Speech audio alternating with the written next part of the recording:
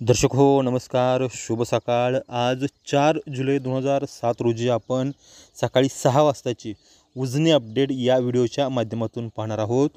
ज्या सोलापूर जिल्ह्याचं लक्ष लागून राहिलेल्या उजनी धरणाच्या पाणी पातळी ज्या दौंडच्या विसर्गामधून वाढते आहे, तो दौंडचा विसर्ग आज वाढलेला आहे। तो गेल्या अनेक दिवसापासूनची आवक होती, ती आवक अतिशय थोडी होती। मात्र आज 4 जुलै 2024 रोजी सकाळी 6 वाजता दौंडमधून जी आवक येणार आहे ती 4519 क्युसेक्स इतकी झाली आहे। म्हणजे जवळपास उजनीचा जो दौंडमधून येणारा विसर्ग आहे तो विसर्ग हा दुपटीने वाढला आहे, की जे 13 जून रोजी हा 6677 क्युसेक्स इतका होता।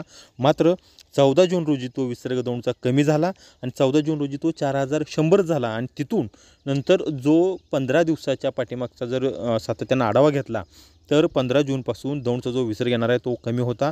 15 जून रोजी दौंडचा विसर्ग हा 3397 इतका होता आणि तो नंतर कमी होत गेला, की कारण घाटमाथ्यावरती आणि उजनीच्या धरण पाणलोट क्षेत्रामध्ये पाऊस कमी झाला होता, त्यामुळे दौंडचा विसर्ग कमी झाला होता।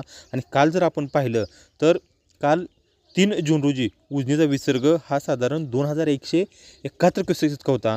मात्र उजनीच्या धरण पाणलोट क्षेत्रामध्ये पाऊस वाढल्यानं आणि सोलापूर जिल्ह्यामध्ये सुद्धा काही ठिकाणी पावसानं हजेरी लावली आहे, त्यामुळे पावसाला जे काही वातावरण आहे ते वातावरण तयार झाले आणि त्यामुळं दौंडची जी आवक आहे ती दौंडची आवक उजनीमध्ये वाढते आहे।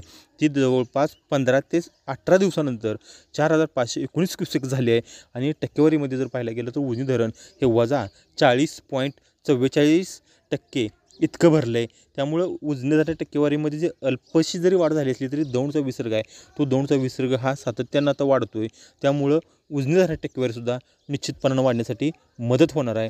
उजनी धरणाचे अपडेट पाहण्यासाठी आमचं चॅनल लाईक करा, शेअर करा आणि सबस्क्राईब करा।